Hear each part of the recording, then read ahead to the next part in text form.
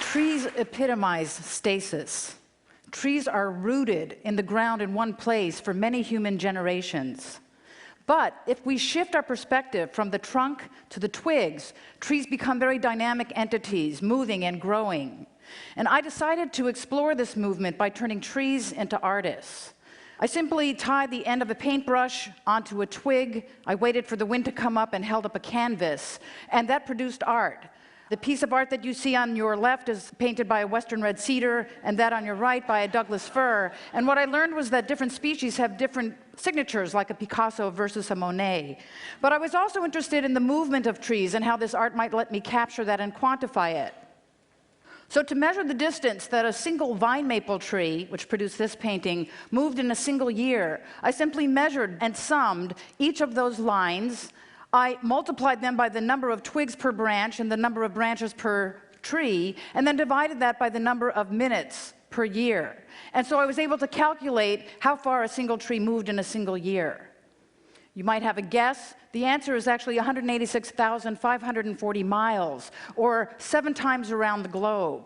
And so, simply by shifting our perspective from a single trunk to the many dynamic twigs, we're able to see that trees are not simply static entities, but rather extremely dynamic.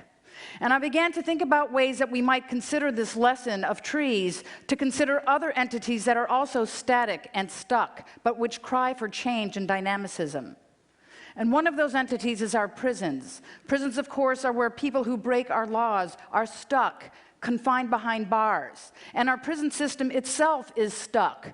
The United States has over 2.3 million incarcerated men and women. That number is rising. Of the 100 incarcerated people that are released, 60 will return to prison. Funds for education, for training, and for rehabilitation are declining. So this despairing cycle of incarceration continues. I decided to ask whether the lesson I had learned from trees as artists could be applied to a static institution such as our prisons. And I think the answer is yes. In the year 2007, I started a partnership with the Washington State Department of Prisons. Working with 4 prisons, we began bringing science and scientists, sustainability and conservation projects to 4 state prisons. We give science lectures, and the men here are choosing to come to our science lectures instead of watching television or weightlifting. That, I think, is movement. We partnered with the Nature Conservancy for inmates at Stafford Creek Correctional Center to grow endangered prairie plants for restoration of relic prairie areas in Washington State. That, I think, is movement. We worked with the Washington State Department of Fish and Wildlife to grow endangered frogs, the Oregon spotted frog, for later release into protected wetlands. That, I think, is movement. And just recently, we've begun to work with those men who are segregated in what we call supermax facilities.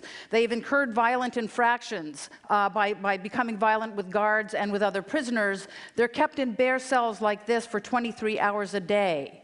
When they have meetings with their review boards or mental health professionals, they're placed in immobile booths like this. For 1 hour a day, they're brought to these bleak and bland exercise yards. And although we can't bring trees and prairie plants and frogs into these environments, we are bringing images of nature into these exercise yards, putting them on the walls so at least they get contact with visual images of nature. This is Mr. Lopez, who has been in solitary confinement for 18 months, and he's providing input on the types of images that he believes would make him and his fellow inmates more serene, more calm, less apt to violence.